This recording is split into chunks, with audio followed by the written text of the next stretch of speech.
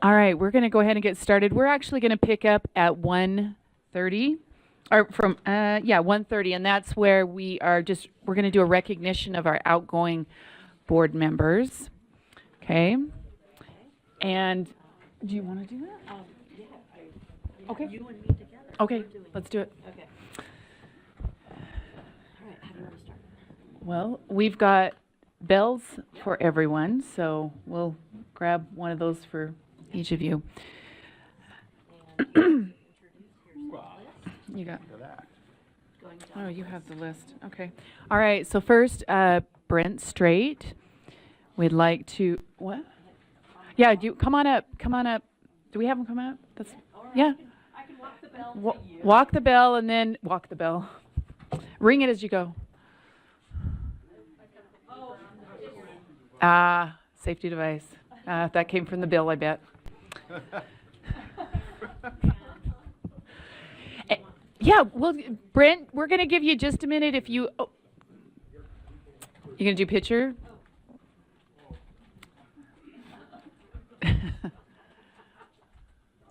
Very good. Thank you, Board Member Straight. Do you want to share anything? Just take just a minute, and then we'll go to our next board member. I shared for 4 years. I think that's good. Now, brevity. Thank you, Brent. Thank you. Let's do recognize.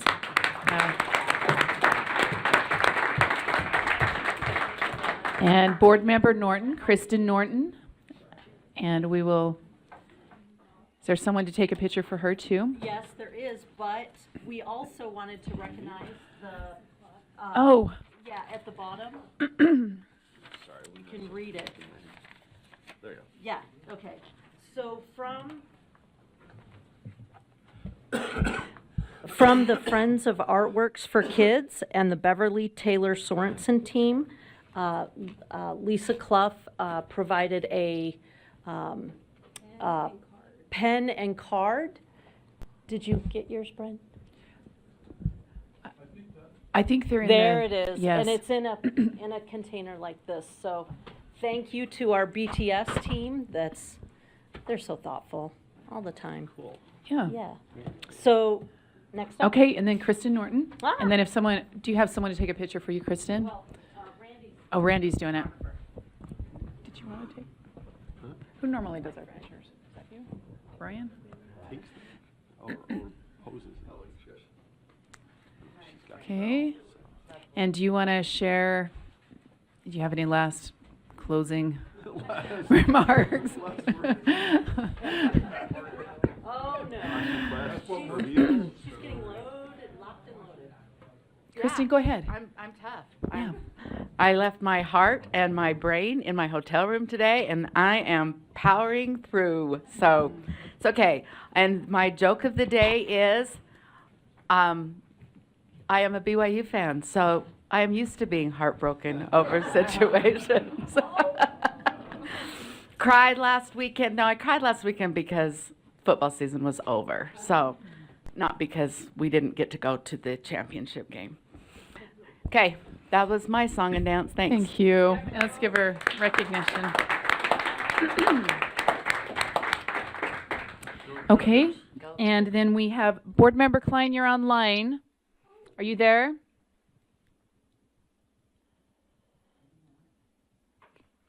Okay, and if not, we'll circle back a little later in the meeting and we'll see if we'll get her. There's a couple of items to send to her. We'll make sure we get those mailed to her or dropped off. Okay, drop them off. Okay, and then Chair Jim Moss is our next one. We're gonna need a picture.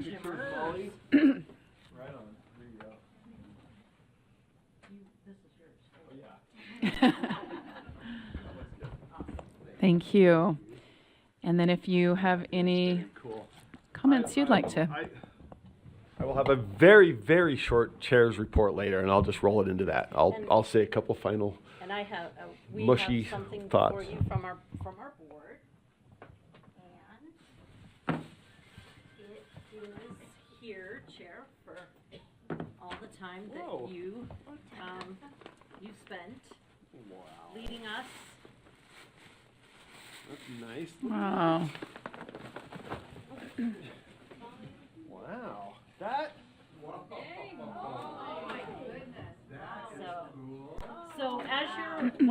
board meeting, as you're watching board meetings, you can, and somewhere on there, there might be James Madison written into the quilting. So, Nice. y'all did not know that JM does not actually stand for Jim Moss, it stands for James Madison. And if you want a really long, insightful conversation, ask Jim about James Madison. Thank you. This is awesome. For those who don't know that Molly's a quilter, this is This is for you, extra specially cool. Thank you. from us for your time. Thank you. Yep, let's give a final clap here, so. Thank you. Okay, we are going to go ahead and pick up lawn licensing. And I think we're going back to section number 4. Who's picking that up? Okay, so Board Member Carey, do you want to go ahead and start us off? Sure, thank you. This is the report out of lawn licensing. We had 2 meetings this month, one on November 8th, and then we had a special meeting. And Chair Hymas will go over the special meeting results with the full board. But in regards to November 8th, item 3.2, interagency data sharing agreement and Department of Workforce Services. The motion before the board would be that the board approve the interagency data sharing agreement with the Department of Workforce Services. Okay. Are there any comments? Any questions? Okay, the motion before the board is that the board approve the interagency data sharing agreement with Department of Workforce Services. And I don't need to read it out, the number, right? So, okay. And as soon as we're ready, go ahead and vote.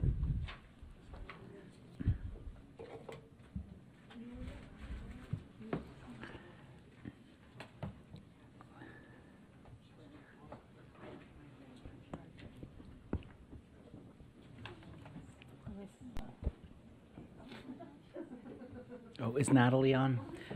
Board Member Klein, are you on? Is she not? Okay. Okay. No. We're still missing a few votes. Can you all double check and make sure your votes went through? I think we're there. Okay, the motion passes 12-2. We're missing 1 board member. And the no votes were Board Member Bogus and Board Member Green, maybe? It went too quick. Was that accurate? Okay, Board Member Bogus and Board Member Green, it was a 12-2 vote.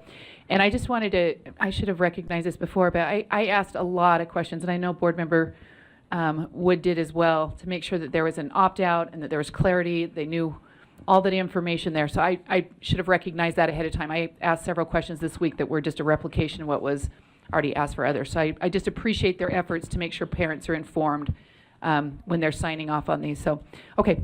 Thanks. Thank you. Item 3.3, you went to River High School waiver request. The motion before the board is that the committee recommends that the board approve you went to River High School's request for a waiver from R277-419, paren 4, and this motion passed unanimously from all members present in lawn licensing.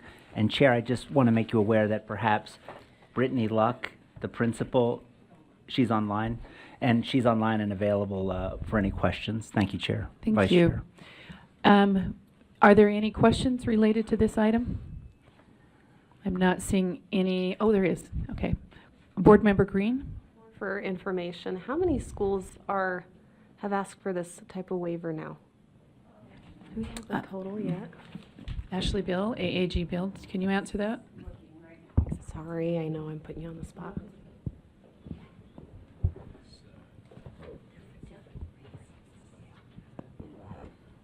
Okay, it's a little hard to know right off the top of my head because some of the waivers that we have granted are for multiple schools, like within the district, and we've done it that way, but I want to say it's like in the 18 to 20 range.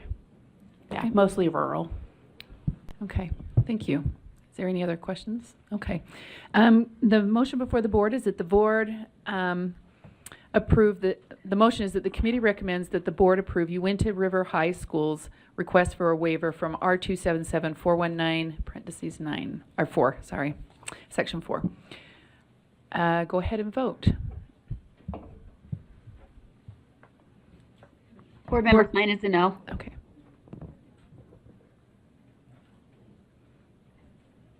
I'm missing one vote. If you, okay, the motion passes with a 14-1. Board Member Klein is a no on that, and you move to the next item. Thank you. This is, Also, may I just interject? I couldn't get my mic on for the first vote, but I'm a no on 4.2 as well. All right, If it- can someone make note of I'll that? take it. Okay, thank you. Go ahead. item 3.4, R277-114, response to compliance and related issues. And the motion before the board is that the committee recommends that the board approve R277-114, response to compliance and related issues, draft 2 on second and final reading. This motion passed unanimously from Law and Licensing. Okay, I'm not seeing any lights. So the motion before the board is that the committee recommends that the board approve R277-114, response to compliance and related issues, draft 2 on second and final reading. Go ahead and vote. Oh, my apologies. Yes. Hold on, we gotta address, I kept checking all my devices. There's the bells. Sorry. Apparently I didn't shut that one off. Yeah. That tells me that one of my classes is about ready to end in 3 minutes. Go ahead, Board Member Bogus. You had a question?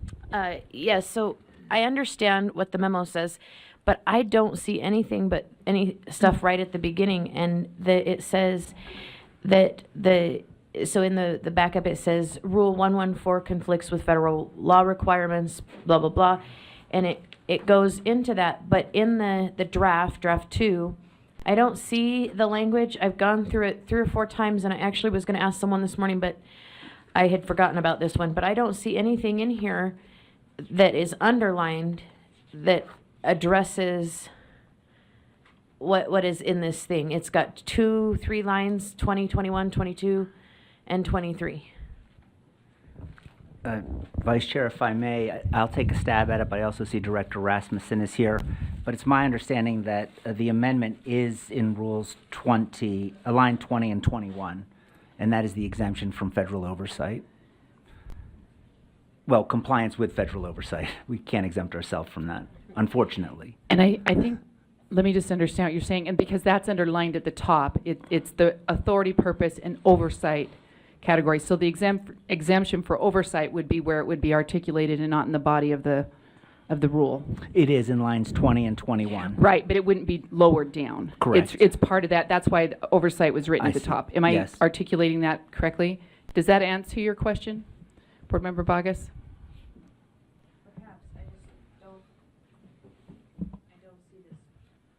I don't see the specificity. If you, well, and maybe Ben can do that. If you look at the very top of the document in line 3, Well, and I do see that, but there's 2 sentences, but none of them address what's in 3.4 of the background memo. Even as Vice Chair Carey articulated, I just don't see the reconciliation of those 2. One says this rule does not apply to oversight, and in the backup it says that the 114 conflicts with federal law requirements which require that. But to me, those don't reconcile unless we change the substance of the rule itself. So I'm just wondering. okay, I don't know. Do you have a response to that? Go ahead and Ben Rasmussen, Director of Law and Professional Practices. Basically, we're just exempting the rule when federal programs are involved. And that's why we made the small change that we did. I don't think, in our discussions, we didn't feel any other changes were needed to the rule. We felt that just when we have federal programs involved, they have kind of their own set of system of oversight. And so we just wanted to make it clear in the rule that this is for state programs, but if there's federal programs, this rule isn't going to apply except for the appeal section down there. so it's a recognition, right? Okay, yes, go ahead. Can I offer some potential clarity? The discussion, the committee discussion, beforehand, there was some conflict. This removes that conflict. I don't know if that helps you at all, but.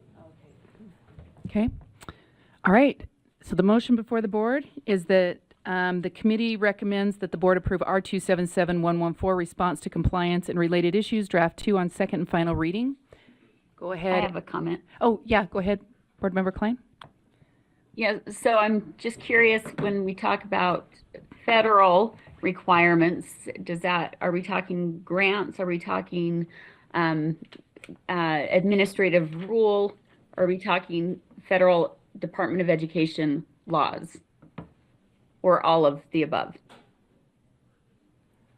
It would, I'm just speaking to the languages here. It looks like it's oversight of federal programs, which each would have their own compliance element. But Ben, yeah, Director Rasmussen, if there's something I missed there. Yeah, most, these federal programs usually have their own set of federal regulations that outlines what the oversight requirements are. And so this is recognizing that. It would be in federal regulation. Board Member Klein, did that answer your question? So it includes all of the above. It could, yes. It would. So and that's based on the money that we take in federal education dollars. Yes, if you That take. we are now, Yep. we're held to all of that. Okay. Okay. Thank you. That's what I need. Yeah. Let's go ahead and vote on that. Is that ready to go? Okay, voting has started. Board Member Klein? Are you want to vote on this? I'll abstain. Okay.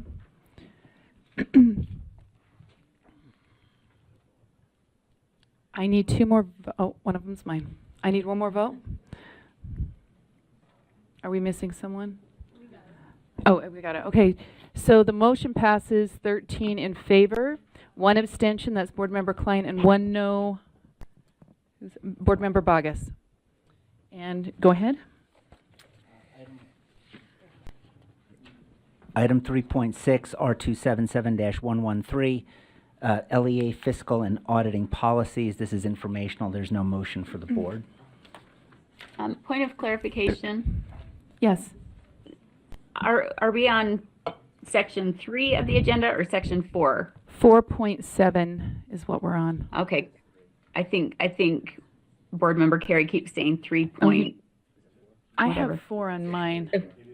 It is 4 on mine as well. That must So I just just not wanted be- for the record to make it clear.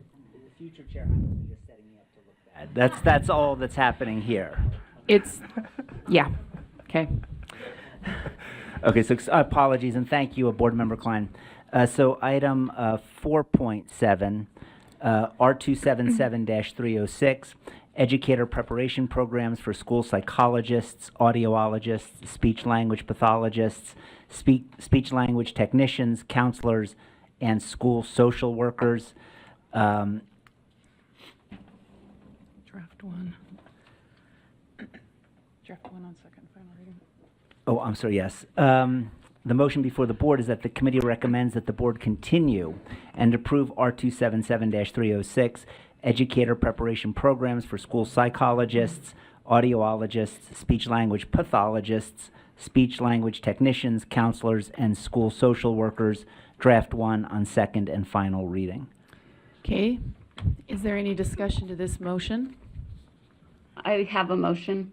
Yeah, okay, Do you My have a- motion oh. would be, go ahead.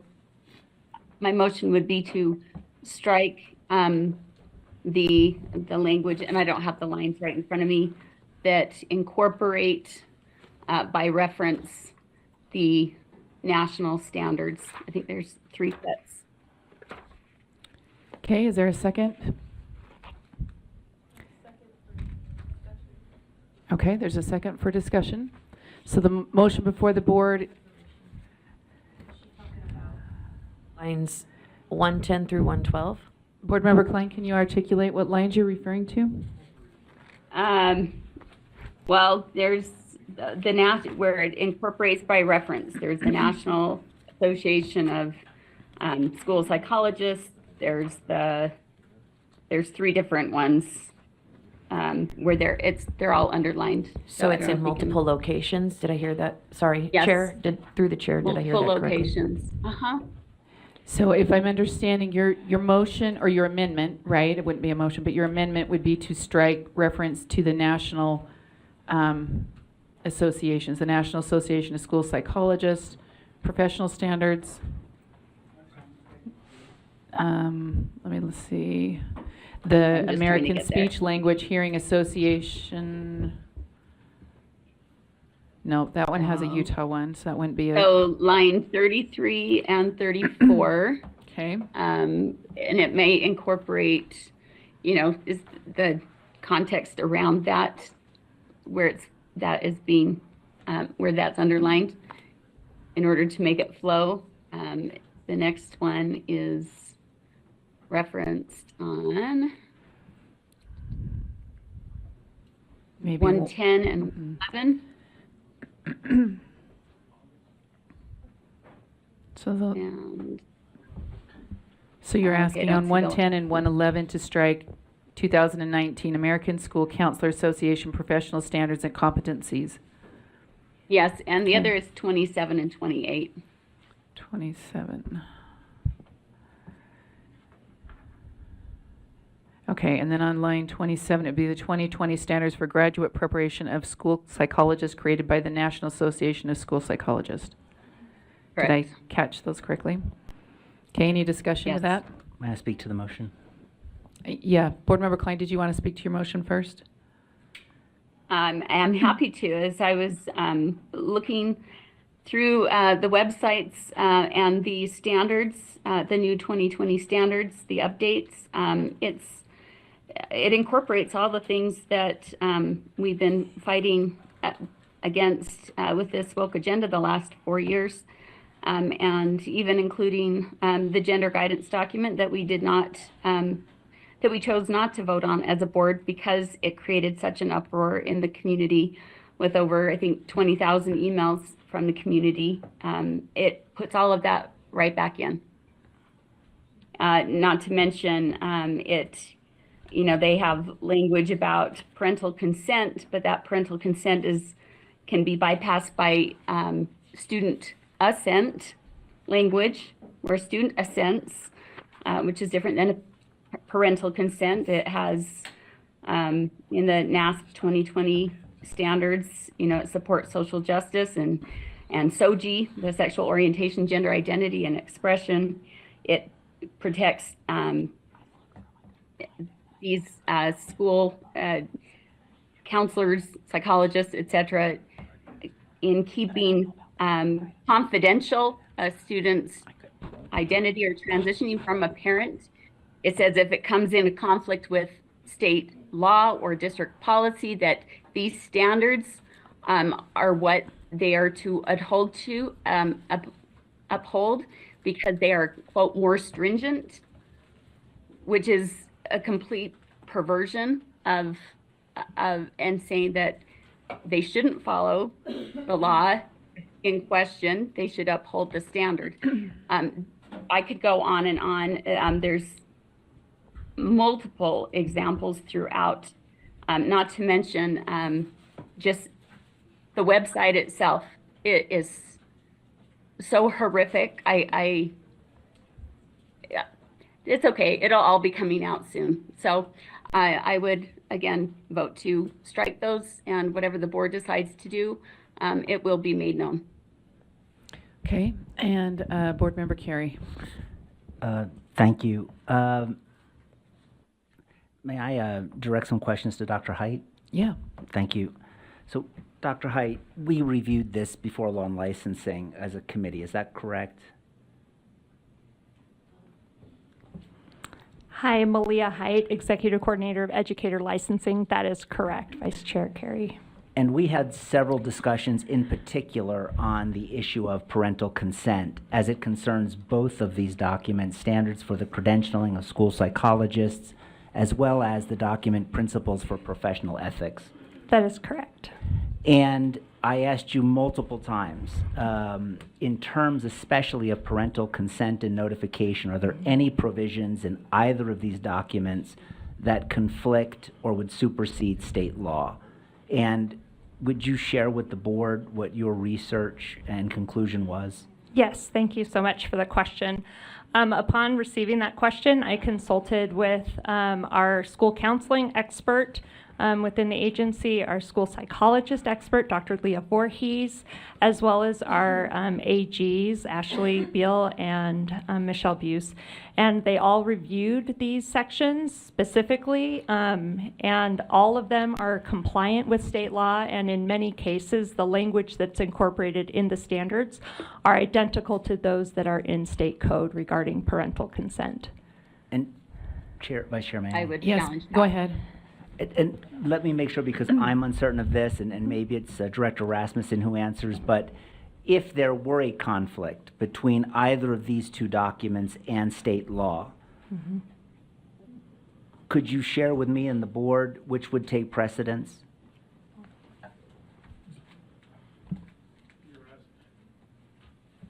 You're asking if there was a conflict between these documents and a state statute?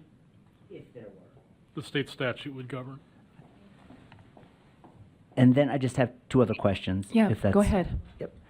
And the other area that we covered, Dr. Height, with, I would say, a lot of scrutiny is standard I.1.2, consent to establish a school psychologist-client relationship with a minor.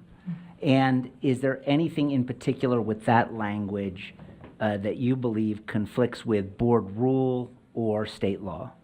Yeah, again, I conferred with our AGs to ensure that this standard was compliant with state law, and there was nothing that was not compliant with any state law, new state laws, or existing state laws regarding parental consent. And just one final question, Vice Chair. Yes, please. And again, this may be Director Rasmussen.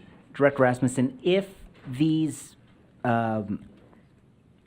standards for the credentialing of school psychologists or principals for professional ethics were to change, so we pass this rule today, if they change next week in a way that conflicts with our rules or state law, what would happen?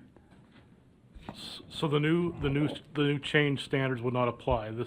These standards specifically refer to a specific set that was adopted in 2020 for the psychologists and 2018 for the counselors.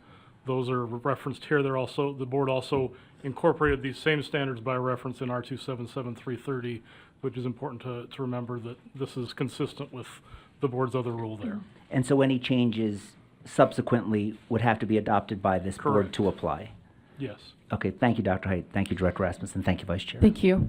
Board Member Yeah, I- Bogus, did you have a question? Board Member Klein, did you have an additional question? Yes, I'm just looking at the standards themselves, and it says when conflicts occur, when conflicts between ethics and law occur, school psychologists are expected to take steps to resolve conflicts in a problem-solving process with others and through positive, respected, and legal challenges. If they are not able to resolve the conflict in this manner, they may abide by the law as long as the resulting, here's the caveat, as long as the resulting actions do not violate basic human rights, which who knows what that means. If law or district policy poses a barrier to ethical practices, school psychologists must advocate for changes in those laws or policies and practices to better align them with ethical standards. And then you've got this part, the NASP principles for professional ethics may require a more stringent standard of conduct than law. And in those situations in which both apply, school psychologists are expected to adhere to the principles. In regards to the consent language, there's lots of exceptions to how it's originally posed at the outset of the standard.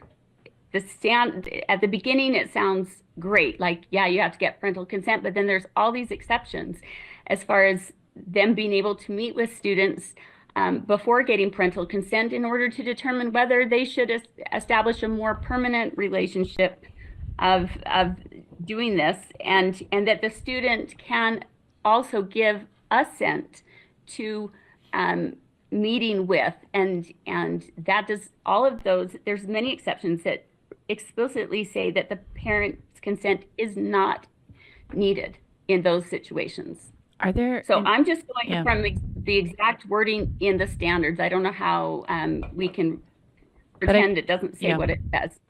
And I asked a lot of similar questions throughout the last week. Quite honestly, I sent very similar questions on, making sure that Utah law, and specifically 261, was one of those questions I asked on a number of provisions there, which 261, once again, trumps what a standard is. The law trumps the standard. So even if there was something that was ambiguous there, the law in the state of Utah would. And the same with consent. Also, this is another question I asked, because I went back, we got rid of 530, we wrapped that into 330, R277 330, because I was concerned, wanting to make sure that it was, that a counselor and the individuals that are in the current rule, what's the rule number again? 306, that they would still have to adhere to the ethical standards within 217. And if you look in R277 330, Section 6, Effective Teaching Standards, it references that there. And so by referencing that within this particular rule, they actually have to adhere to the ethical standards that are written into 217, which encompasses the way we engage, right? All those things. So I guess I asked the same questions for the same reasons, making sure that our law, and I don't know of anywhere, as I'm asking this, maybe Bethany can, she doesn't have to, but do we allow things to take place without parent consent? That was the question I've been asking myself, making sure these things are adhered to. We cannot, these items cannot trump what our state law is and what the rules that we put in place. So anyways, I'm just sharing that because I did the same deep dive probably that you did as well. And it sounds like others did it in committee or even prior to that. Well, if we're going off of like what board member Lear said earlier, and we just look at the actual language, what it says, we are incorporating this by reference, which makes it part of our administrative rules, which have the power of law. So we are, in essence, saying that what these standards say, we will abide by. And when it says that parental consent is not ethically required for school-based school psychologists to establish a relationship in preparation for a possible therapeutic intervention, or it also doesn't require parental consent if it happens within the classroom. So this is only about getting parental consent if it happens outside the classroom. And the school counselors are being told more and more to spend like 80% of their time in classrooms. Do you think there's a reason why? Because that helps them get around these issues of parental consent that they don't have to have if it happens within the classroom.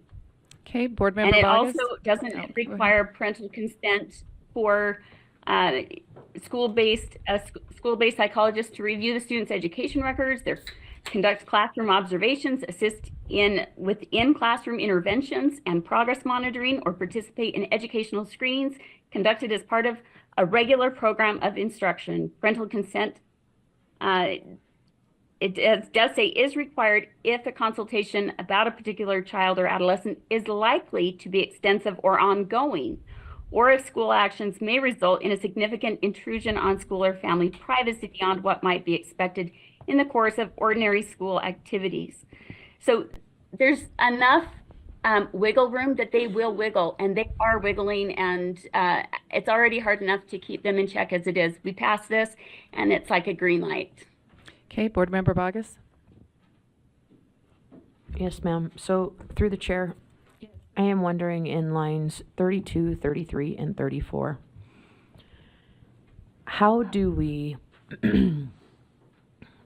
prepare our teachers to follow the code while also preparing them to engage with a set of standards that come in contravention to our code? How do we do that simultaneously? Do we just cross stuff out, or I'm genuinely wondering how we Sure, I don't know if we reconcile that. it would be best to ask. Teacher prep program, when we prepare teachers in teacher preparation or update rules. Could you restate your question? Updating rules are in teacher prep programs. So in lines, Teachers that are in service or pre-service. well, specifically my question was related to lines 32 through 34. where it says prepare candidates to follow these standards that we're discussing. And my question would be, how do we do that simultaneously when the language is in conflict?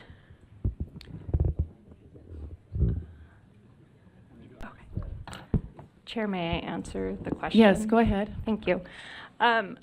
First, we believe that these standards are not in conflict with any state law, as we've reviewed multiple times. And in R277-304 are all of the educator preparation standards, wherein all educators are required to learn about and meet the educator ethical standards and abide by state and local law and policy.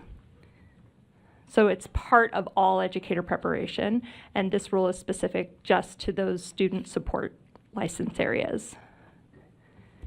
Okay. Board Member Carey, do you have a comment? Yeah. Yeah, and I am grateful for the discussion because it's something that I had to go through myself as I read this, and I read the principles for professional ethics as well as the standards for the credentialing of school psychologists.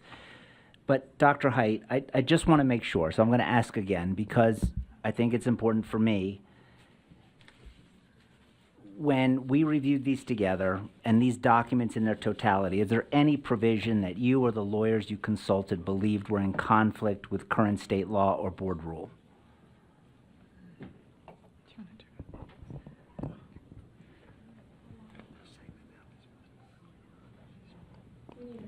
I got it. Thank you. No, none of these provisions are in conflict with state law. And it's interesting because Board Member Klein asked the same question I did of you, and so I'd like to ask it for the record if that's okay with the Vice Chair. Yeah, go ahead.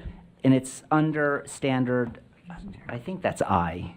Yes. I.1.1, when consent is or is not required. And if there's a line, and if you could read that, parental consent is not ethically required. Sure. It's in standard 1.1.1, when is standard or when is consent required. It says, quote, parental consent is not ethically required for a school-based school psychologist to review a student's education records, conduct classroom observations, assist within classroom interventions and progress monitoring, or participate in educational screenings conducted as a part of a regular program of instruction. And that is not in conflict with any of our state law. It is the same provision that allows one teacher to collaborate with another teacher about how they might best assist a student within a classroom. Okay. Thank you, Dr. Height. Thank you, Vice Chair. Thank you. Board Member Bogus, question? So, Director Height, I'm just wondering, this isn't an educator, though. This is a psychologist. So, educator to educator is different from psychologist entering the classroom. Wouldn't that be correct? It is, but it's under the same umbrella. For example, if I was teaching a class and I had some behaviors that were challenging, classroom management was challenging for me as a teacher, I could consult with the school psychologist who could come in and do an observation and say, hey, here are some strategies that you might want to consider to help you best teach these students. And that does not require prior parental consent. Okay. Okay, thank you. Oh, yeah, go ahead, Go ahead. And I'm sorry, it just reminded me of another point which I think is important because I had a similar concern to Board Member Bogus, which was these just aren't psychologists. And that was something we discussed because I thought, well, we just can't have these random psychologists walking in and doing what's permitted by law. And Dr. Height, at the time, you pointed out in the second sentence under that same standard, I.1.1, where school psychologists are members of the school's educational support staff. So they have a role within the school. These are not, well, I'm asking and answering my question, so let me just ask you a question. Can you tell us what the difference is and why these just aren't psychologists, like just coming in, but the role they have within the school? Go ahead. Yes, so these individuals are specifically trained to work within a school environment and are part of the school's staff and faculty to ensure that students have an equal opportunity to a high quality education. And so they're part of the staff that's helping those students achieve those academic goals. Thank you. Additional questions? Board Member Straight. I appreciate the effort and the questions that have been put forth. I'm clearly satisfied with the responses from staff and the questions from the board. And this might be unnecessary, but just in case, I call the question. Okay, the question's been called. We don't have a second to call the question, right? We do have to second it? Okay, is there a second to call the question? There's been a second made by Board Member Lear, maybe? Let's, not debatable, so let's go ahead. You got a motion for me, or do you want me to call out names? Okay.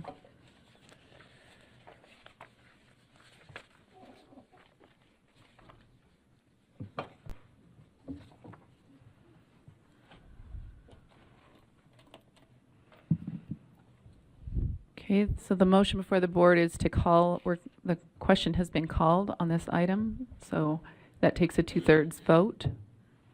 Go ahead and vote. Board Member Klein? No. Okay, no.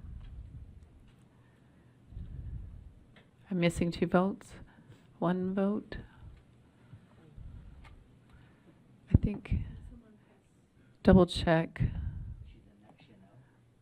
She is a no. Okay, so that motion passes. The question's been called. It's 11-4 vote. The no's on this are Bogus. Someone's going to have to help me. Hymas, Green, and Klein. Thank you. And so the question's been called. The motion before the board is that the committee recommends that the board continue and approve R277306. Oh, my apologies. My apologies. Yes, thank you for catching that. The motion before the board is that the board strike language that refers to the national standards in lines 27 and 28, 33 and 34, and lines 110 and 112, and the rule is R277306, Educator Preparation Programs. I won't read the whole thing, but R277306. Okay, so go ahead and vote. So now you're Yes. voting on the amendment. Are you wanting to strike the language? If so, then you'd vote yes. If you're not wanting to strike the language, you would vote no, just to make sure there's a clarity there. Board Member Klein is a yes. Member Klein is a yes. Okay, that motion, that amendment fails. The yeses are, tell me what they are. Bogus who? Bogus, Moss, Green, and Klein. Okay, so we're back to the original motion. Yes, go ahead. I'd like to make a motion, and I don't think I asked it to be queued up, so. Oh. Yes, we're back to the main motion. Yeah. Yeah, okay, am I in order to make my motion? Oh, okay. So I just have a motion, and that would be at the end of line 34.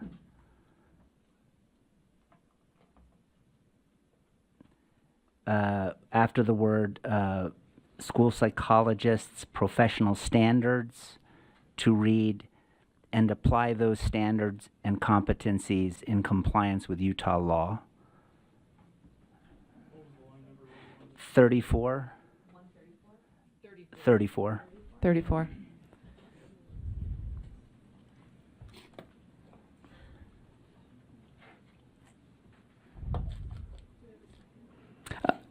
Is there a second? Second. Okay, second by Board Member Wood. Is that right? Yep. Oh. Second. And that same language also at the end of line 112.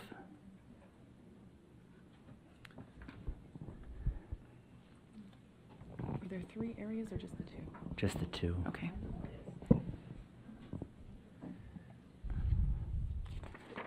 Okay, so do you want to speak to that? I don't know. Well, go ahead. Yeah, I don't want to belabor the point, but we're looking at the model for comprehensive and integrated school psychological services.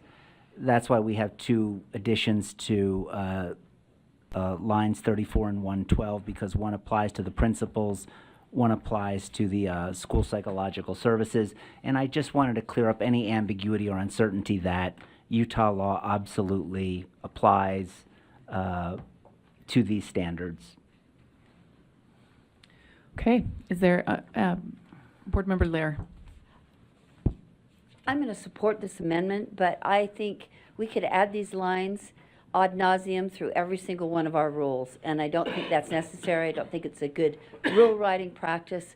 And I think it does go without saying, not it should go without saying, that rules can only be applied consistent with the law. And numbers of people have said it. All the attorneys in the room have said it. And so I'm finding this unnecessary, but I'm also, if it satisfies this discussion today, which we hope won't be repeated over and over in the next meetings, then I'll vote for it. If this continues to be a concern, I think we need to examine our practices. Okay, thank you. Are there any other comments? Okay, so the...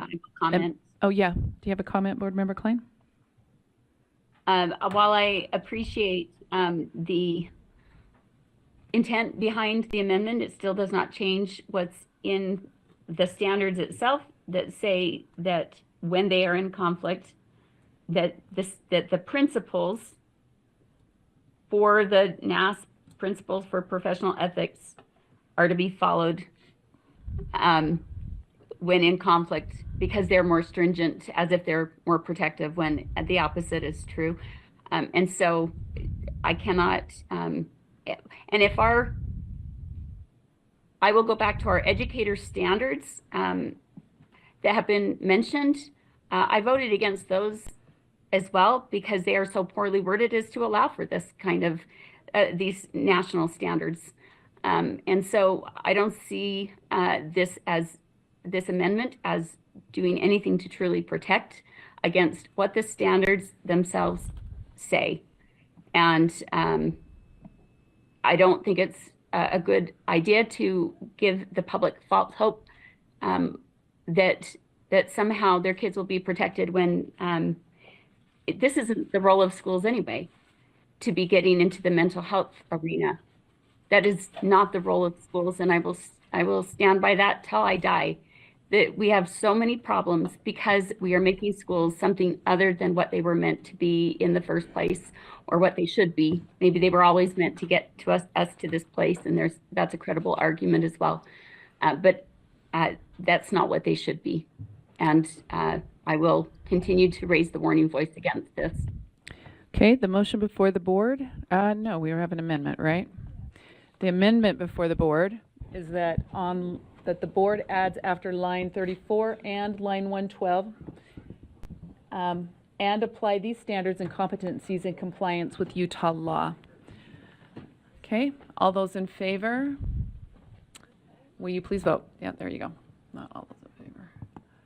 Board Member Klein?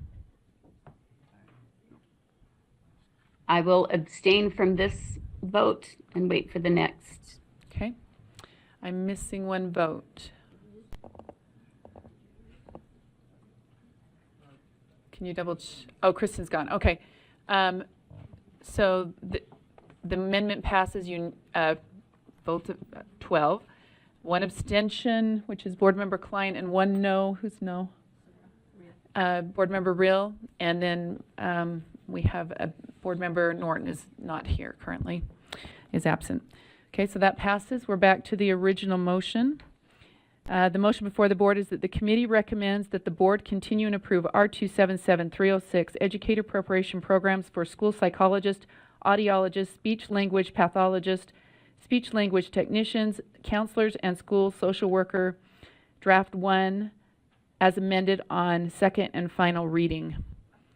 Go ahead and vote as soon as that comes up. Board Member Klein?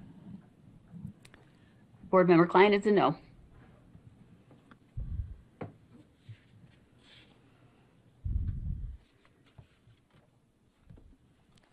Okay, that motion passes with a vote of 11 in favor and 3 opposed. And Board Member Norton's not here currently. Tell me the names of my glasses. Board Member Klein, Green, and Bogus were no. Okay, next item.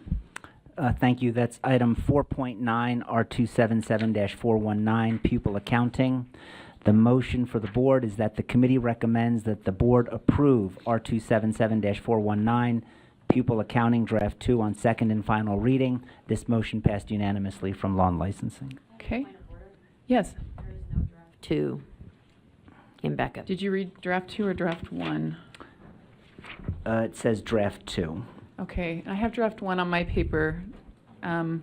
Let's just double check real quick here. Can someone help clarify on that? Where's the real paper? Did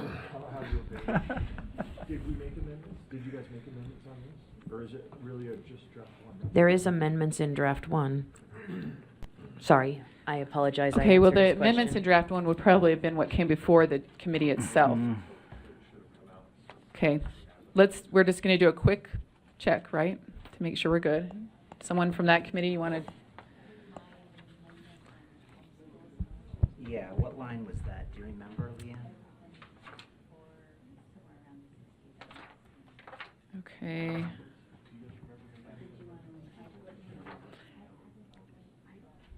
There was an indication that we're just verifying at least one amendment that we know of that.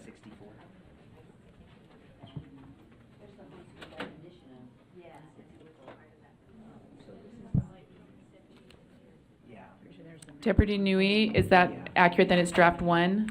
There is a draft 2.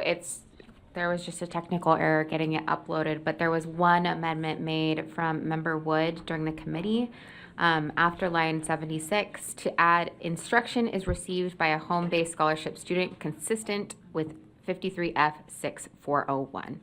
So it was the reference to Okay. that code. Could someone make sure that gets uploaded to the site so We will that do the that public now. has access? Okay. It would need to be draft 2, and yeah, we publicly just read that out, but would you, I guess, refresh? You'll tell us when it's been uploaded?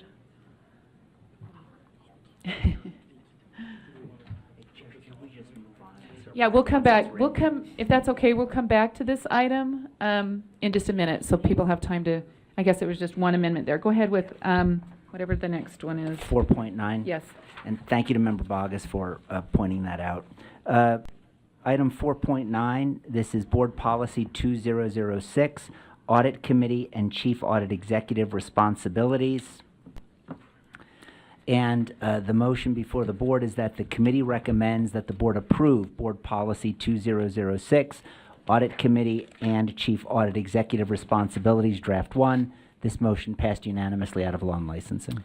Okay, are there any comments, questions on that? Okay, the motion before the board is that the board approve, that the committee recommends that the board approve Board Policy 2006, Audit Committee and Chief Audit Executive Responsibilities, Draft 1. Go ahead and vote. Board Member Klein? Is Sarah missing too now? Is Sarah gone? Yes. Okay. I need a few more votes.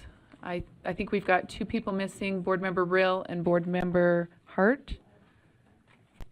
And so I'm still missing one more vote. Can you double check to make sure that yours went through?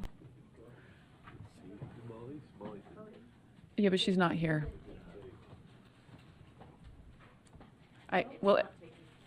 Oh, there we go. Okay, so that motion passes. It's unanimous in favor. Okay, go ahead. Can you turn the mic on? Oh, thank you. This is item 4.10. This is a proposed board bylaw amendment to Article 9. And the proposed motion for the board is that the committee recommends that the board approve board bylaws Article 9, Draft 1. Okay, I'm not seeing any comments or questions. The motion before the board is that the committee recommends that the board approve Board Bylaws Article 9, Draft 1. Go ahead and vote. Board Member Klein? is a yes. Okay. And I'm missing 2 votes. 1 vote. Okay, we're good.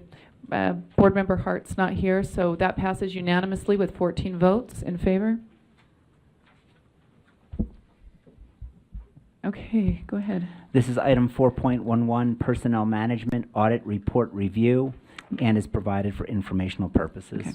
And item 4.12, R277-608, Prohibition of Corporal Punishment in So those are, sorry, these are no motion for the board. The Yes. next, oh, go ahead, sorry. I don't have to read them if we don't. No. need- Okay. No.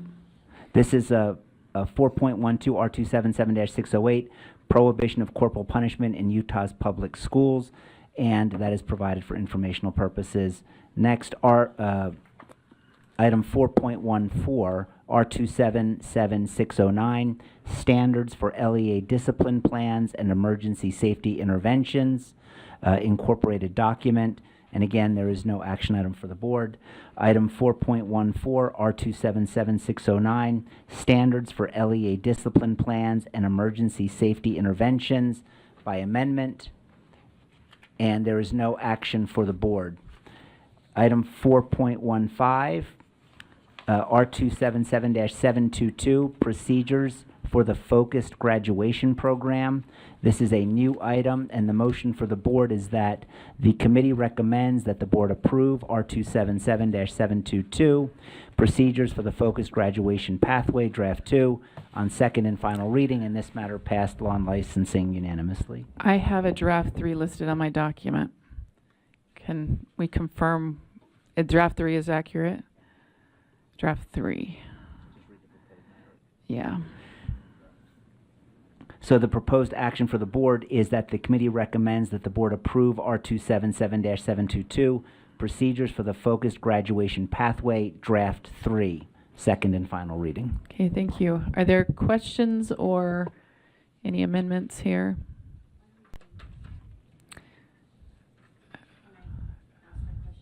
Well, maybe. Purpose. Okay, the question is, maybe someone can answer this. Why are we doing this? I think that was a pretty broad question. Board Member Wood, do you want to maybe add some insights into that? Well, as the board may recall, we had an informational item regarding a GED program, and we decided to punt it back to committee until we had an actual rule that showed how that GED program would be established. And that's what this is. This is how it would be implemented within our districts. And I'll let staff do a better job of explaining. Do you want to add anything to that? Yeah, give your name, please, and position. Stephanie Patton, Adult Education Coordinator. This was brought up. This was brought up through questions and desires from the field to serve a population of students who were being pushed to adult education or not otherwise being able to complete a high school diploma. Okay, thank you. Question. Yes, Board Member Klein? Not able to complete the requirements or not wanting to? Like, I know kids that are trying to get out of the system more quickly because it's so toxic in their opinion. And so they are trying to get through.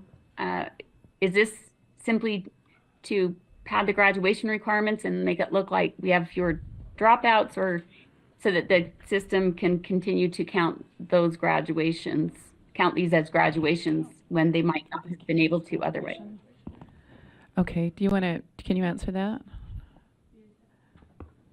The intent of this is to provide additional opportunities for students to graduate in the traditional K-12 educational system. Students who are primarily credit deficient. So let me ask a question, because maybe it's along the same lines. If a student took the GED, they could take that independent and attend college regardless of graduation. But they could also take the GED and receive credits applied to graduation. Is that accurate or not accurate? Under current board rule, if you take the GED, you have to be completely withdrawn from K-12. Yeah. And so students who are currently taking the GED are leaving K-12, not receiving all of the supports and benefits that K-12 instruction is able to give those students, and those cannot go towards a high school diploma at the current time. If this passes, would they be able to use the GED credits as credits for graduation? Yes, if this passes, it allows students to take the GED and then use those Apply. as competency-based options to complete the high school diploma. Okay, just one more clarification. So, but they could, if this passes, they could still take the GED and move on to to college or, some kind of secondary education, right? Yes. It's not requiring them to stay within the system or whatever. It's their choice. This is Right. just a resource to help be successful at the GED and possibly assist with graduation.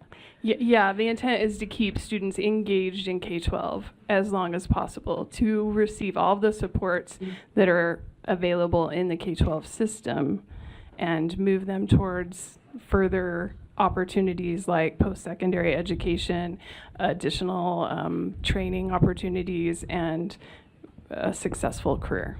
Okay, thank you. Okay, the motion before the board. Can I sorry. follow up? Yeah, we have some lights. Hang on just a minute, Board Member Klein. I don't know who's. Okay. Davis, Bogus.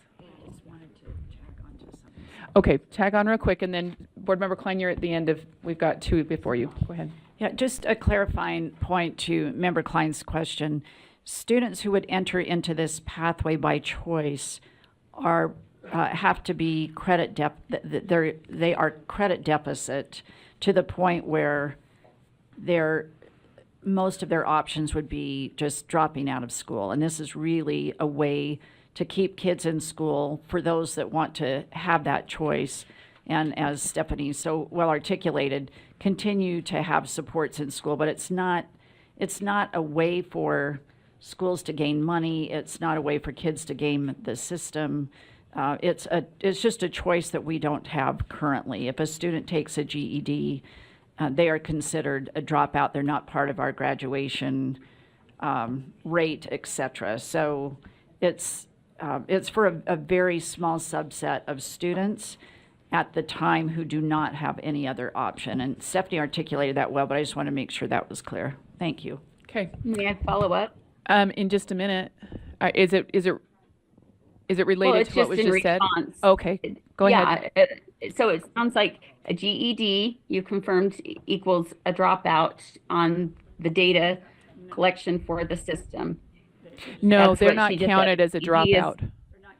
They're That's not what- counted in that's the what she just system. said. Go ahead. Well, that's exactly what she just said, that if they just get their GED, they're counted as a dropout. No, So that's what she just said. Okay. Board Member Davis? I don't get it Yeah, finished. it seems Okay. like correct me if I'm wrong, am I understanding this right? The thing that was changed between the last time we met and the time we met now is that this board rule, instead of delineating exactly how it was going to work and be implemented, it seems like with this new one, now it requires the LEA to make their own policy surrounding this. And it can allow some of these things that are here in the rule, but the thing that the rule is forcing is that they cannot withdraw or drop a student because they've entered into this pathway. They have to take, the word says any. Does that mean one of the 4 tests or all of the 4 tests before they can be withdrawn? Or what does any mean in that line? I can't remember which line it is, number, but. Well, the intent of this is that they're utilizing the GED to help them complete the high school diploma. So if they're not taking any of the GED tests, this program, there's lots of other options, this program would not be applicable to them. So they can take anywhere from 1 to 4 of the tests as needed by the individual student. Okay, thank you. I just want to follow up. So it could be that the GED could be used up to 16 credits, to earn 16 credits. Is that right? 4 language arts, 3 social studies, 3 math, and 3 science. 13. Oh, yeah, 13. Okay, I had an extra 3.0 in there somewhere. I thought I saw 4 in there. There's only 3. Okay, and how many credits are required to graduate 24, minimum of 24 credits. total? Yeah. And again, that would depend on which school, which district, but at least 24. Yeah, so the LEA might not allow all of this. It might only True. allow a portion of this, and that's up to them. Yep. I had one more question, but I'm not sure. I can't remember. Off the Okay, if you think of it, let us know. Board Member Bogus? Oh, one more. Okay, Sorry. go ahead. So then this person definitely would graduate with the name of the high school with that kind of diploma. But the LEA in the policy can put a P or an F, a pass or a fail, instead of a letter grade. Because I think there was some question last time we discussed this, like you could take the GED and make it look like you have a 4.0 or have an A in, calculus or whatever. And this seems to allow some flexibility with the LEA so that future employers, as they're looking at transcripts, can understand sort of the scope of the abilities and such, I guess.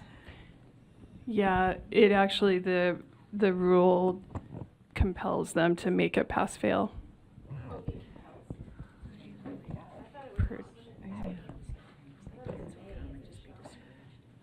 It shall be recorded. Okay, so what, would you articulate that one more time? So a pass-fail will be recorded as not a 3-point whatever. It's on line 86. It says awarded credit shall be recorded on a transcript as pass-fail instead of a letter grade. And that would make sense because they have to reach a certain score in order to pass it, right? It's not like you get a piece of point, right? Because it's an actual assessment, not coursework. Okay. Yeah, really quick, and then Board Member Bogus is I'll next. just say, I think the changes that have been made here are really wise, and I support the motion. Okay, thank you. Board Member Bogus? Thank you. Ma'am, I totally forget your name, but through the chair, I would love to direct you to lines 20 through 23. And for our public, I think it's important to delineate what we mean by assessed in, quote, reasoning through the language arts. Mathematical reasoning, does that mean they understand that if you add, it gets bigger, or does it mean that they can add? Like, I don't know if you understand my question, but I think if we're passing something like this, because to assess someone's reasoning is very different than it is to assess someone's skill set. What line are you on again? I'm sorry. Lines 20 through 23. 20 through 23. And are you tracking with my question? Okay. Stephanie Patton, Adult Education Coordinator. The reasoning through language arts and mathematical reasoning are the titles of the GED subtest. So we're referring back to the names that GED named those tests. And they are aligned to Common Core state standards, addressing the same standards that are used across the nation generally, with adjustments for each state.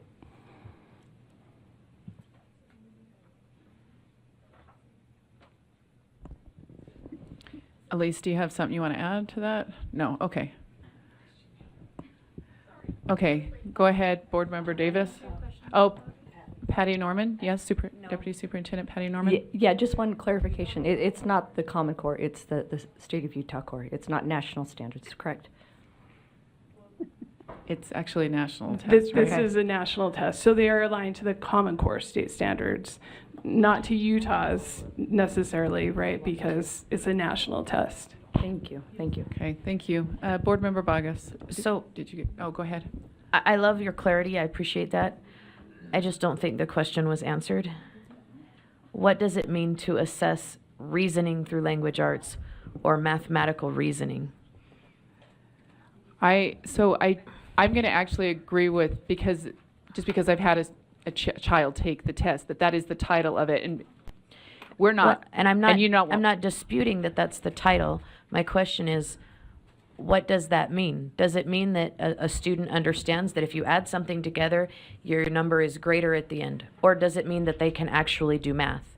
Yeah, and I guess I'm going to argue that those are two fundamentally different things. And that may be true. I just don't know if that's, and maybe you feel like it is relevant. It doesn't seem like it's relevant to what our discussion is on passing this. So, Board Member Davis? I just had one more quick question. When you said like it's a national test, and then I thought you also said, but subject to changes within each state. Does each state get to make changes, or no? It's just a national test across the board. When I hear mathematical reasoning, I think there's mathematical calculation and efficiency and calculation, and then reasoning is the application. Like, can you use that and turn it into a story problem or a life scenario? That's what I'm thinking, but I could be wrong because I haven't taken the test or seen it. That's how I'm sorry, I misspoke, I suppose. I was referring to the Common Core standards, that they're not necessarily they're adapted or changed for each state, not that the test is. At a state level, we do have really, I was acknowledging that Utah doesn't align exactly with the Common Core state standards. That's what I was trying to acknowledge with that. We do, at a state level, have some flexibility in adapting some pieces of the test, but not the test itself, if that makes sense. Board Member Bogus? I wonder, I'm just looking on their site, the GED site, and it does kind of spell out, it does spell out what mathematical reasoning is. If you'd like to, I'm happy to send that to you, just what they're articulating, what that term means to them and what it would look like in an assessment. Is that all right? Okay. Are there additional questions? Okay. I had one last question. Yeah, go ahead, Board Member Klein. So my question is, if the point is to keep the students in the system, in the K-12 system for as long as possible, as was stated, is it reasonable, or is there a future plan is it reasonable to believe, or are there future plans in place to have this new pathway, this focused graduation pathway, replace the current option for a GED only, so that students can do GED, but they'll have to also fulfill, because ultimately at the end of the day, we know that the success of the system depends on the diplomas issued and the graduation rate. And so the more students we let just take the GED, the worse it makes the system look, because it's fewer graduations, fewer diplomas that are issued. And so I know that there's a huge effort to keep that graduation high, even to the point of students that are not proficient in math and reading and science to still be able to graduate. And Board Member Klein, my understanding is that it's a limited number of students who would even qualify for this. This isn't just any student. These are significantly credit deficit students. So I think it already lends itself to a lower population. At least from what I'm seeing. And then also someone could, at any time, any student could, whether they're deficit in credits or not, they could actually go take the GED and move forward. They don't have to fit this criteria. This is just one possibility of assisting some students who are sufficiently deficit in order for them to be successful. That's what I'm understanding. It's a choice they're making. Would staff be willing to answer that question? Is there plans to move us towards a FGP only pathway and to squeeze out the GED option? That is not part of our intentions. There are many use cases that are still valuable for a GED that would not the FGP would not align with. For instance, one major one is that many students across the state of Utah utilize the GED as a completion, a verified completion for homeschooled students. The FGP would not meet their needs. Okay, thank you. All right. I don't see any other hands. Okay, the motion before the board is that the committee recommends that the board approve R277702 procedures for the high school completion diploma. And if I remember, it was draft 3. Am I saying that right? Draft 3. Is that draft 2 or 3? 3? 3 on second and final reading. Okay, so go ahead and vote. Board Member Klein? I'm a no. Board Member Klein's a no, if someone can hit that. Okay. Joe, 4.8's ready. Okay. Oh, was there another one on there? Oh, I thought I just did that one. No, we did 722, now we have to do 702. Oh, okay. And then we have to circle back. I think I read those off. Can I just want clarification, let me let the public know that was item number 4.15 R277722 in case I read 702. So just wanted to make sure that's clear. Okay, and that is approved. There are 3 noes. Board Member Klein, Board Member Green, and Board Member Bogus.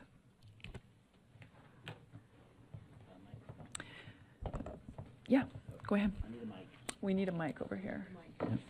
Thank you. This is item 4.16, R277-702, procedures for the Utah High School completion diploma. And the motion before the board is that the committee recommends that the board approve R277-702, procedures for the Utah High School completion diploma, draft 2 on second and final reading. This motion passed unanimously out of law and licensing. Board Member Lear, do you have a question or a comment? I have a simple amendment to propose. Go ahead. Are you ready for that? Yeah. And I'm hoping, I can't remember if we looked at draft 1 or 2, so I'm hoping my line number is right. Line 1, on line 52, it is the same. And maybe this is part question, possible, and then probable amendment. Is that all right with you? Yes. Okay. My question was, shall be at least, a candidate for the HSE exam shall be at least 16 years of age. And I thought it would be helpful to the practitioners to say, at the time of application, at the time they take it. So is there a point that they have to be 16 when they take it, or is it the time they apply? What would be the better time? Go ahead. The GED actually itself does not allow a student to create like an account or really apply until they are 16. As soon as it comes in, so it's, At the time of application for the exam, would that be an appropriate amendment then? I just think it'd be helpful to know, because I can see students saying, well, I will be 16 by the time I would take it, and it would be helpful for them to know they have to be 16 when they apply to take it. Can they even register to take it without being 16? At the time of registration. But rather than finding that by trial and error, I think it'd be helpful to tell them you have to be 16 when you apply. Okay. What line are we on? Line 52. Okay, I was looking at 75, had to do with marriage, so I was totally lost. Oh, no age limits in Utah. Let's see, so 62. So you just want clarification on that there? Yes, I do. And You have your amendment? Pardon me? Yes, I did. At the time of registration for the exam, would that be better than application, or does it matter? It really would be like creating the account itself, so registration is. Registration's probably better. Yeah. Is there anyone opposed to that amendment? Okay, I think we will consider that added unless I have, okay. Thanks. Any other comments or All right, so we're going to go ahead with 4.16. So the committee recommends that the board approve R277702, procedures for the Utah High School Completion Diploma Draft 2 as amended on second and final reading. Go ahead I and do vote. have a question. Oh, hold on. Okay, Board Member Klein? Sorry.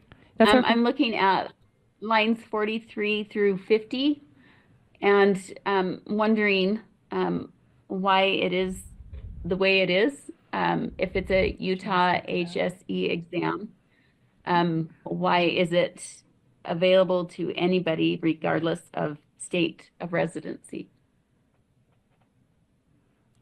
Is there a question? I mean, an answer to that?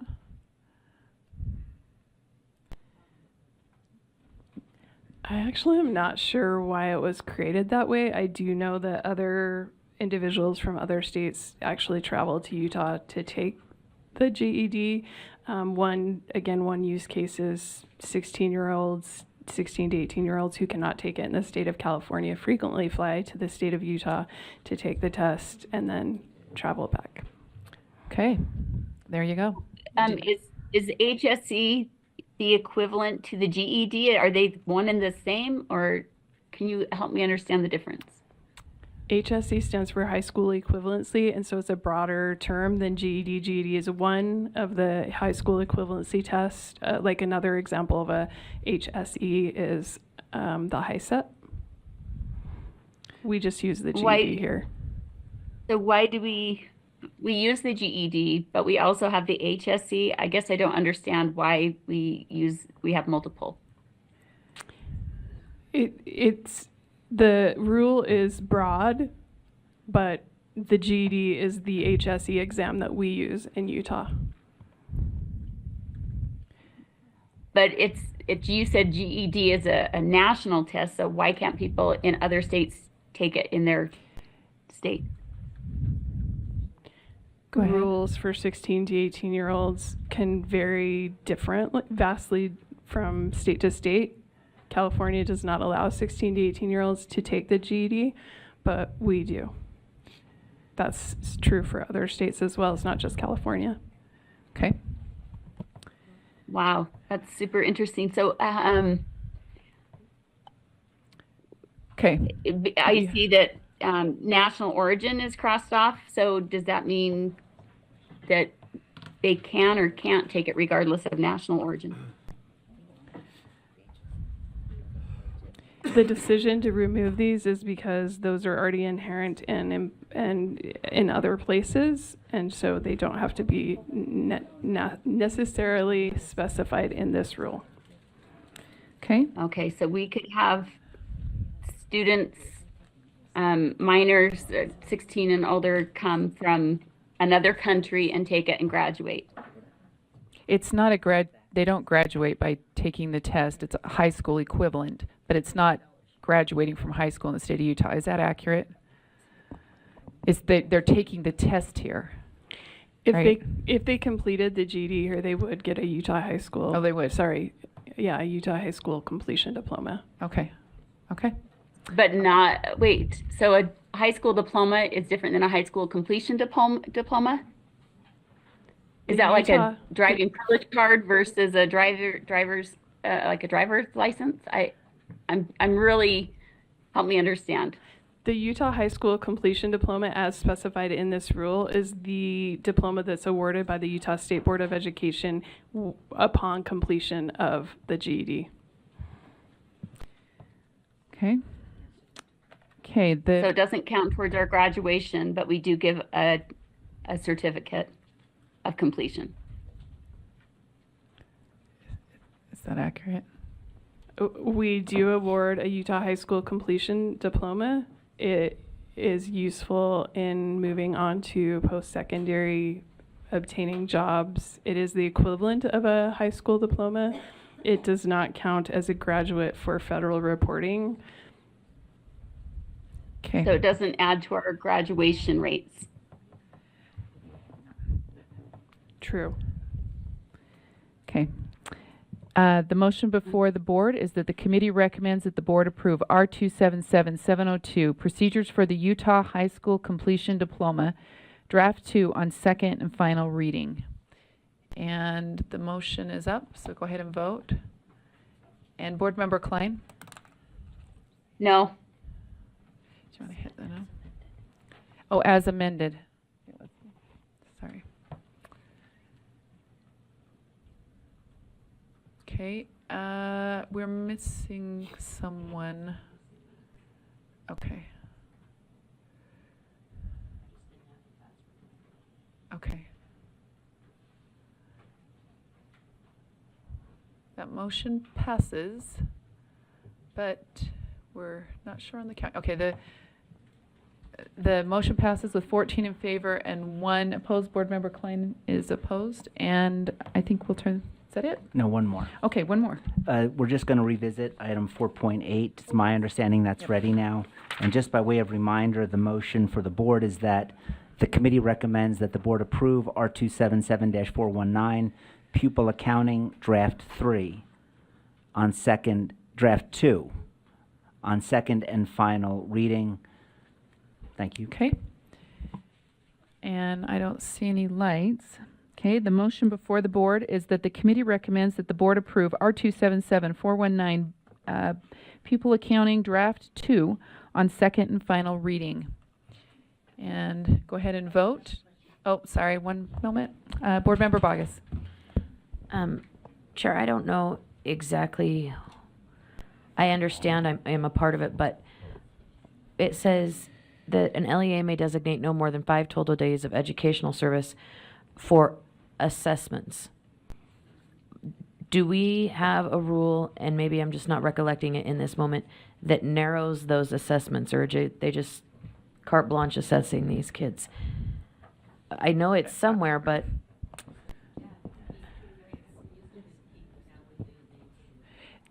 so shouldn't we designate that in here? And delineate I don't know that? well, we can let them speak. I don't know that we want to, because some do apply what we have and some use their own, sometimes anyways, I'll let them speak. So there might be and I think that's my concern, though, is that they have a choice well, in what not they that, use. not that they have a choice, but that we're just opening this door for carte blanche assessment and evaluation of kids without narrowing the scope of what that assessment even looks like. I'm not necessarily saying we need to narrow the tool, but we need to narrow the scope. Okay. Do you want to speak to that? Do you want to someone turn on the? Lee Clark, Literacy and Early Learning Coordinator with the Utah State Board of Education. At the beginning of the years at kindergarten, a lot of teachers, in the past, we had the KEEP assessment was required. It took a great deal of time to assess that. That requirement has now changed to the Acadience assessment. So during that time, they could give the Acadience assessment, and then sometimes they like to give a diagnostic assessment to narrow the scope of what the students need if they are below or well below benchmark. And so giving them that additional time to be able to use assessments. Some do use the KEEP as that diagnostic assessment. Some LEAs have their own assessment that they have created that they use during that time. Okay. Board Member, or Vice Chair Hart? How long does it take to administer the Acadience? The Acadience assessment takes, in the beginning of the year for kindergarten, it takes 2 minutes. In the middle of the year, it takes 4 minutes. And at the end of the year, it takes 3 minutes. So what data exists that justifies 5 days of non-instruction? Yep. Christine will answer that one. Am I on? Yes. Okay, perfect. Christine Elegante, K-3 Literacy Specialist. So these assessment appointments also include interaction with parents and things like that. So typically they are about 30-minute appointments with every child. If you look at an average class size of 25, that's going to take 12.5 hours, which is really 2 days. And then you have to analyze the data, which would take an additional day. So thinking about that, 3 days would be like the minimum that would be like an acceptable amount to have. But then we have to take in consideration that we have 265 half-day classes. So those are part-time employees. And so that would take, for them, on their schedule, that would take 4 days to administer the assessment. and another half day to analyze the data. I have a follow-up. I have a follow-up. We don't give any other grade this time, 5 days out of the 180, correct? I know, I know, but I'm not sure that I think that I want to lose 5 days out of kindergarten, quite frankly. I'll respond to that if that's okay. Mhm. That's true. There were originally 12 days that were converted for educational service days before we made that change. When the original assessment changed, that's where we went. The staff recommendation was either to reduce those days or eliminate, and the board voted to eliminate. We received a lot of feedback from the field that the days were needed to build relationship with their communities, then identify areas of support. There's a lot more need as the kindergarten students come in. A lot of description of teachers feeling whiplash. They didn't know what to expect when they had their students on the first day of school. And then there was also not a lot of support from administration because they started the very first day with all the other kids who needed all those things, and they didn't get the extra support in the kindergarten space that they were typically used to. So those were the reasons why they came, and the feedback was that they were seeking for a reinstatement of some of those days. Not all 12, just some, and only at the beginning of the year. Those are things all teachers need, and if we're going to give them to kindergarten, I don't know why we don't give them to all teachers. I do too, but we just did the kindergarten standards. Well, we've re-looked at the kindergarten standards, and I'm just concerned about how teachers cover that. Okay, Board Member Davis. I think you're next. Someone turn her on. So this rule isn't compelling. It's allowing the LEA up to 5 days, and then they would still receive the funding as if it's part of the 180 days. I think it's important to note also that there is something that is different about kindergarten, and now we have so many full day K kids, and that is they're brand new to the school, like brand new. And so I don't think it's just an assessment. I think the teacher's taking time for these littles to have a moment to see where the bathroom is and where the drinking fountain is and how the, different things in the classroom work. And it's a really sweet time with the parent and the kindergarten teacher and the child that I don't think every grade needs. Do I think every teacher could use assessment time? Absolutely. But all things considered, there's a very special need for our little 5-year-olds that are coming into kindergarten. And I will say that I have heard a lot of feedback on this. And I think this is, at least putting in 5 back in is wise. Thanks. I believe Board Member Lear is next, and then Carrie.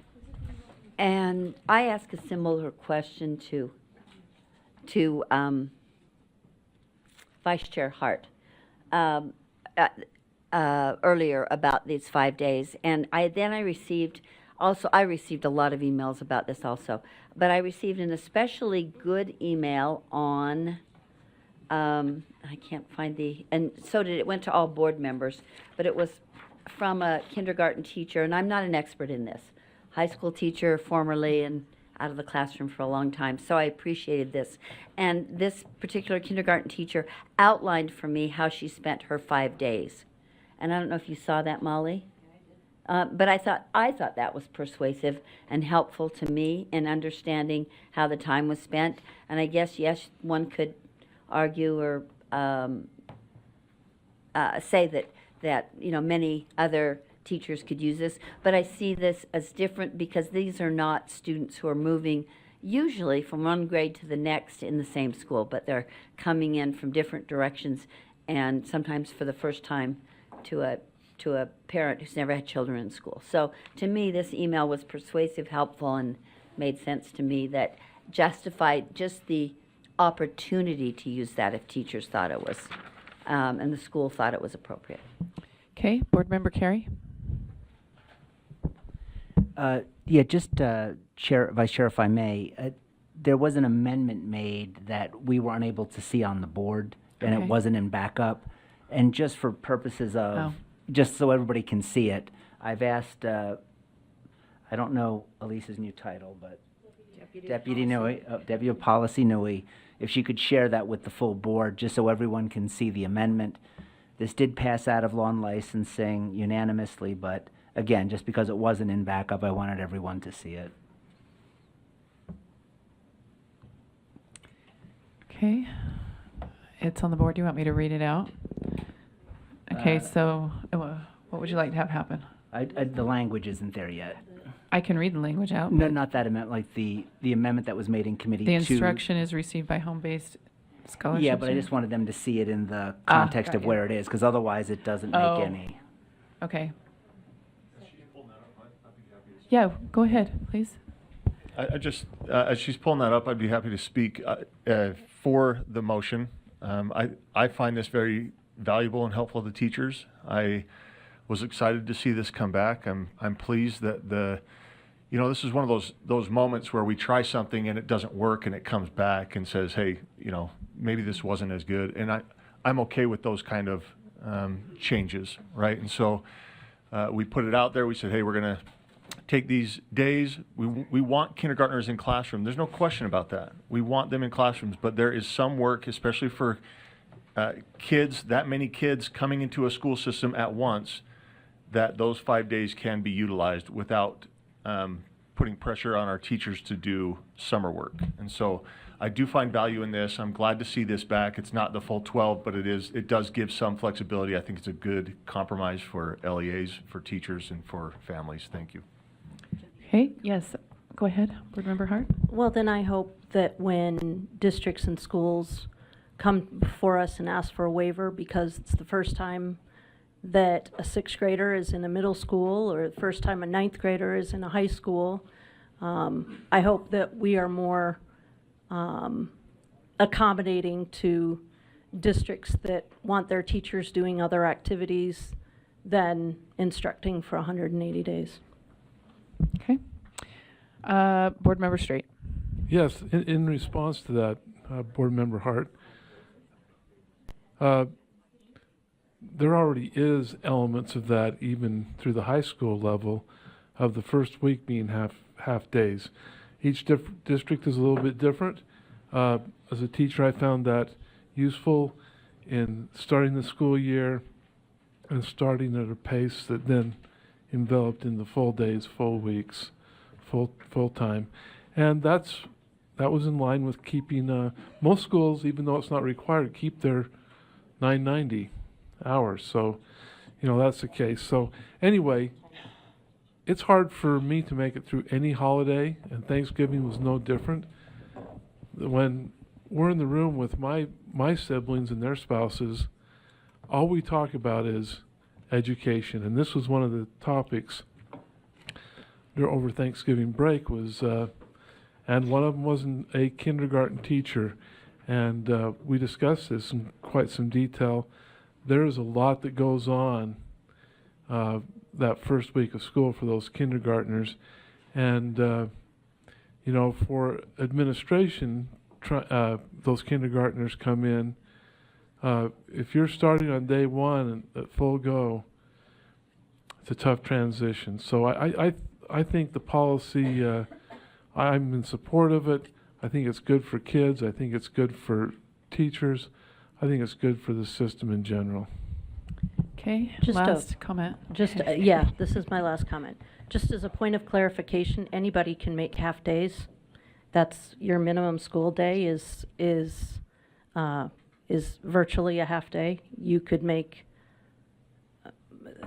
do that without any sort of permission. This allows for schools to have different schedules for kindergarten as for their other students.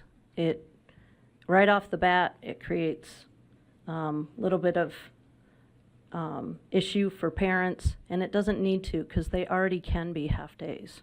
5 days is a lot of time. And of course, teachers are upset about it. They had it and then they didn't have it. I hope we also consider it for first grade because so many of our students don't go to kindergarten. I think we are being a little bit,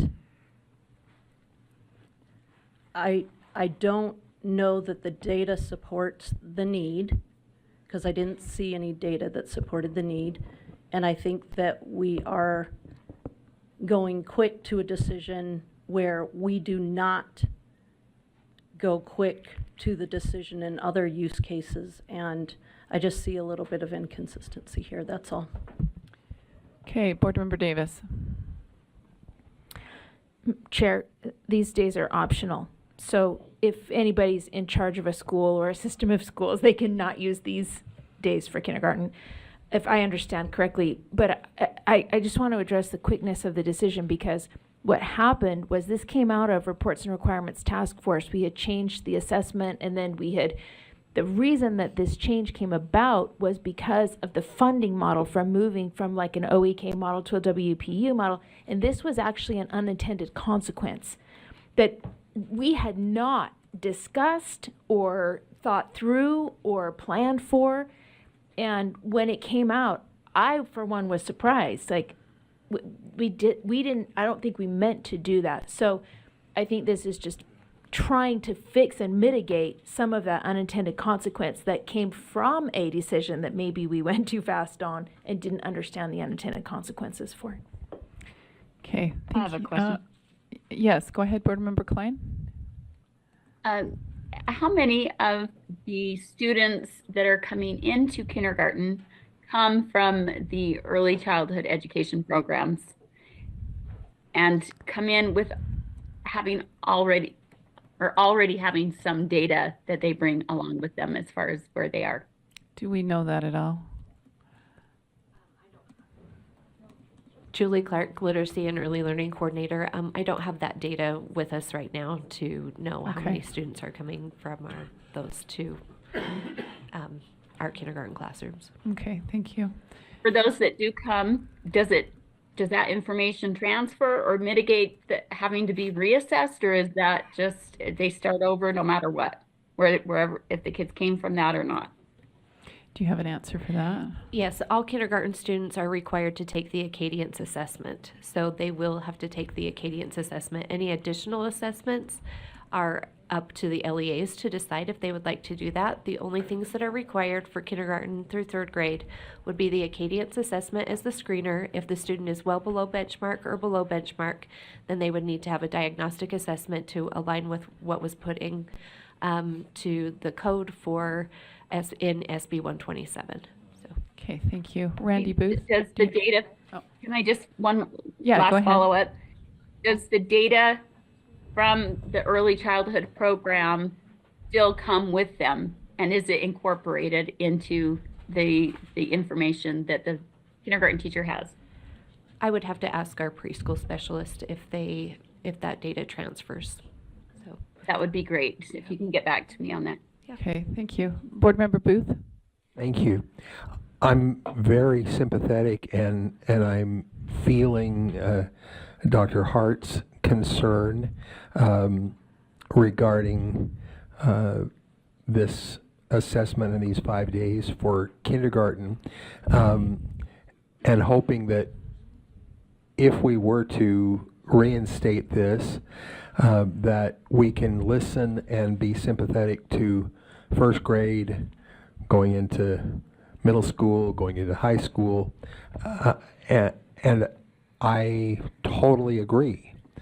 There are transitions that can be more successfully navigated if we listen to the teachers who are where the rubber meets the road, and they do need specific things in order to be ready to provide instruction and the right kind of placement for these students, particularly as they're beginning at an entry level, a new educational experience. I'm hoping that we will listen to all of them.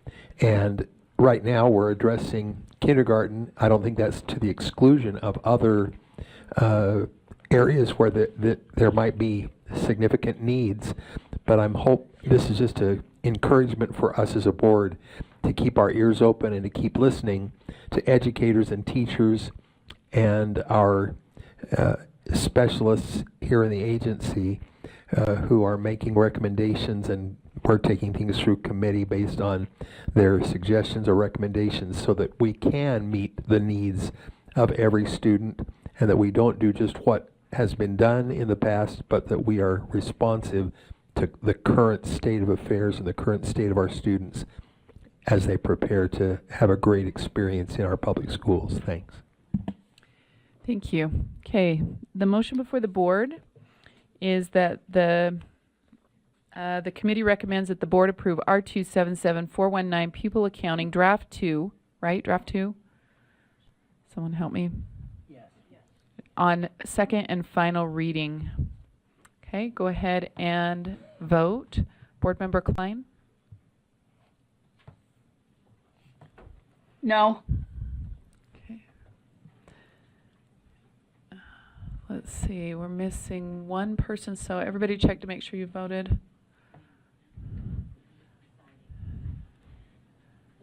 I need 2 more votes. Yeah, but I need 2 more. I'm at 12. Davis? That's it, right? Oh, Member Bogus, okay.